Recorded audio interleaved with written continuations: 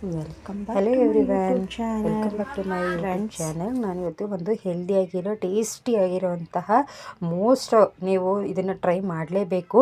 ನಾನಿವತ್ತು ಒಂದು ರೆಸಿಪಿನ ನಿಮ್ಮ ಜೊತೆ ಶೇರ್ ಮಾಡ್ಕೊಳ್ತಾ ಇದ್ದೀನಿ. ಇವಾಗ ಎಲ್ಲರ ಮನೆಯಲ್ಲಿ ದೋಸೆ ಹಿಟ್ಟು, ಇಡ್ಲಿ ಹಿಟ್ಟು ಇದ್ದೇ ಇರುತ್ತಲ್ವ. ನಮ್ಮ ಮನೆಯಲ್ಲೂ ಇಡ್ಲಿ ಹಿಟ್ಟಿತ್ತು. ಈ ಇಡ್ಲಿ ಹಿಟ್ಟಿಗೆ ನಾನು ಸೀಕ್ರೆಟ್ ಆಗಿರೋ ಒಂದು ಐಟಮನ್ನು ಆ್ಯಡ್ ಮಾಡ್ತೀನಿ. ಅದರಿಂದನೇ ಈ ದೋಸೆ ತುಂಬಾ ಟೇಸ್ಟಿಯಾಗಿ ಬರೋದು. ಇದನ್ನು ವಿಡಿಯೋ ಎಂಡಲ್ಲಿ ಹೇಳ್ತೀನಿ, ಸ್ಕಿಪ್ ಮಾಡದೆ ನೋಡಿ. ಇದನ್ನು ನಾನು ಆ್ಯಡ್ ಮಾಡ್ತಾಯಿದ್ದೀನಿ, ಅದೇನು ಅಂತ ಲಾಸ್ಟಲ್ಲಿ ಹೇಳ್ತೀನಿ. ಹಾಗೆ ಇದಕ್ಕೆ ನಾನು ಸಾಲ್ಟು ಮತ್ತು ಸ್ವಲ್ಪ ಶುಗರ್ ಹಾಕ್ತೀನಿ. ಹಾಗೆ ಲಾಟ್ ಆಫ್ ವೆಜಿಟೇಬಲ್ಸ್ನ ಹಾಕ್ತಾಯಿದ್ದೀನಿ. ಏನಪ್ಪ ಅಂದರೆ ಹಿತ್ಕಿದ ಬೇಳೆ, ಅದನ್ನು ಉಪ್ಪು ಹಾಕಿ ಬೇಯಿಸಿ ಎತ್ತಿಟ್ಕೊಂಡಿದ್ದೀನಿ ಇದರಲ್ಲಿ. ಮತ್ತು ಕೊತ್ತಂಬರಿ ಸೊಪ್ಪು, ಕರಿಬೇವು, ಹಸಿಮೆಣಸಿನ್ಕಾಯಿ, ಈರುಳ್ಳಿ, ಹಾಗೆಯೇ ಕ್ಯಾರೆಟನ್ನು ತುರಿದು ಇಷ್ಟನ್ನು ಹಾಕಿದ್ದೀನಿ. ಇದು ನಾವು ಎಷ್ಟು ಹಾಕ್ತೀವೋ ಅಷ್ಟು ಟೇಸ್ಟಿಯಾಗಿ ಬರುತ್ತೆ. ಓಕೆನಾ. ಇದಕ್ಕೆ ಸ್ವಲ್ಪ ಸಾಲ್ಟ್ ಸಹ ನಾನು ಹಾಕಿದ್ದೀನಿ, ಟೇಸ್ಟ್ ಬರಬೇಕಲ್ವ, ಅದಕ್ಕೋಸ್ಕರ.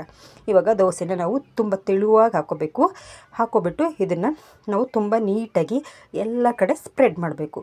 ನೀಟಾಗಿ ಸ್ಪ್ರೆಡ್ ಮಾಡಿ ನಾವು ಇದನ್ನು ಮುಚ್ಚಿಟ್ಟು ಬೇಯಿಸಬೇಕು. ಹಾಗೆ ಓಪನ್ ಆಗಿ ಬೇಯಿಸಬಾರ್ದು, ಮುಚ್ಚಿಟ್ಟು ಆಯಿಲ್ ಹಾಕಬೇಕು. ಇದಕ್ಕೆ ಯಾವುದೇ ಕಾರಣಕ್ಕೂ ತುಪ್ಪ, ಬೆಣ್ಣೆ ಹಾಕಬೇಡಿ, ಯಾಕೆಂದರೆ ಟೇಸ್ಟು ಈ ಆಯಿಲಲ್ಲೇ ಬರೋವಂಥದ್ದು. ನಾನಿಲ್ಲಿ ಕಡಲೆಕಾಯಿ ಎಣ್ಣೆನ ಯೂಸ್ ಮಾಡಿ ಇದಕ್ಕೆ ಹಾಕ್ತಾಯಿದ್ದೀನಿ. ಇವಾಗ ದೋಸೆನ ಎಣ್ಣೆ ಎಲ್ಲ ಹಾಕಿಬಿಟ್ಟು ಮುಚ್ಚಿಟ್ಬಿಟ್ಟು ಬೇಯಿಸಿದ್ರೆ, ಎರಡೂ ಕಡೆ ಬೇಯಿಸ್ಬೇಕು. ಇದನ್ನು ಬೇಯಿಸಿದ್ರೆ ನಮ್ಮ ಟೇಸ್ಟಿಯಾದಂತಹ ದೋಸೆ ಇದು ರೆಡಿ ಆಗುತ್ತೆ. ಈ ದೋಸೆಗೆ ನಾನು ಏನೋ ಒಂದು ಸೀಕ್ರೆಟ್ ಆಗಿರೋದನ್ನ ಹಾಕ್ತೆ ಅಲ್ವಾ, ಅದು ಮೆಂತ್ಯ ಪುಡಿ. ಈ ಮೆಂತ್ಯ ಪುಡಿಯಿಂದನೇ ಹೆಲ್ದಿಯಾಗಿರುತ್ತೆ, ಟೇಸ್ಟಿಯಾಗಿರುತ್ತೆ.